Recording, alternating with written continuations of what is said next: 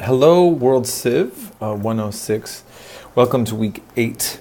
And I just want to let you know that I have no further informations in regards to the situation with the potential of the strike. And so I'm sorry about that. I guess the good news is that they're still working out some details, and maybe these things will get resolved. So I'm just going to move on. I'm in contact with some folks, and I will let you all know if there's anything to be known. So I'll just leave it at that. I always like going over ancient Persia and Zoroastrianism, because it seems that the students really just kind of like being exposed to something that they have never heard of before, and yet realize has such a major impact on world history and possibly some historical connections, possibly to some of the religious practices that many in the West are familiar with. Certainly ideas that are familiar, right? And so that's exciting for me to do that. Now I'm going to go into, we're switching into Greece this week. And I cover this in Western Civ as well. This is a section that many of you will have been exposed to in some form in your academic lives. Well, usually in elementary, right? But I hope you find this still to be very informative, and maybe learning some new things about this topic. So I look forward to going over that with you as well. This is my last video announcement that I will be making with this semester in Thailand. I am going to the Netherlands on Wednesday. I will be having a 4-hour layover in Moscow, in Putin's Russia. Should be interesting. And then I will going to land in Amsterdam. And I'm staying with someone in Leiden, the birthplace of Rembrandt. And I'm looking forward to some new experiences. I may end up coming back for a much longer period into Thailand later on. I have to say I really had a great time. I learned a lot.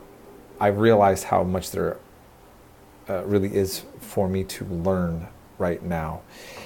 And I have to say, I wouldn't be able to cover all of my personal experiences, of course, but my gosh, things here really have blown me away. And what I realized, what's interesting is I'm watching the United States and all the drama unfold on so many levels in the media. And here, none of this is a topic.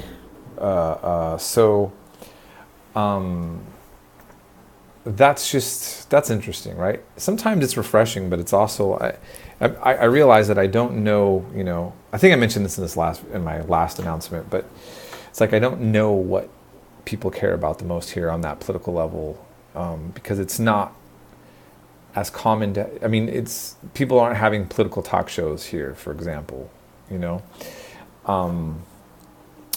all that kind of stuff. And I need to learn more Thai if I'm going to come back, which I will do. I'll take Thai classes for the next time I come here. I think that helps, obviously, when you're going to another country to be able to communicate better. And in Europe, you meet so many people who speak English well, especially like in Denmark. My friend and his wife, it's like easy. Like sometimes I'm with people that you would think they were from America, but they speak such great English. But still, the more languages you learn, the better. Okay, so having said that, like I said, this is my last 2 days here, and I have been living here with my cousin and his wife and son for a little over a month, and I'm really appreciative of the people here, and just seeing the land and Buddhism. I just want to say this too.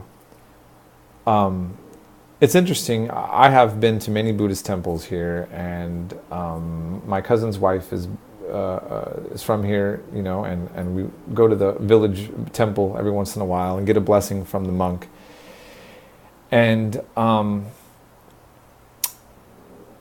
you know, it's just interesting how they deal. Buddhism here seems to be more of something that you do, it has a functionality to it. So I'll just finish by saying this. It was my cousin's birthday yesterday, and so you go to the temple, and he doesn't have to prove his membership to the Buddhist temple or anything like that, you know. So his wife, she's Buddhist, okay, great. But that's it. My cousin's not registered under anything, and the monk is going to give him a blessing. So we go to the shrine area, and then he has my cousin repeat a prayer. And then he says to him, you know, this is for you to have a blessing, that you, if you were trying to get a better job, or you're trying to need something you fix in your life, like, this is to give you a blessing, and to make, hopefully that will help you.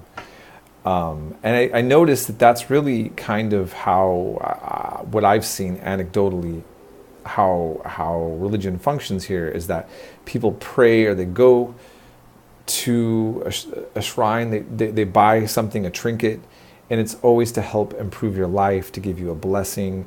You're respectful to that, and hope in turn that you're somehow cosmically getting into a different zone. There's not the concept of being a sinner, right? And so that's interesting, right? Because people aren't feeling like guilt. There's not the fall of Adam and Eve like you see in the Judaism, Christianity, and Islam. And we're going to cover Judaism and Christianity and Islam more in this class later on. But there is the issue of karma and past life, and what you do, and how there is a cause and effect kind of concept there. So anyways, that's all I'm going to say on that. I'll stop talking.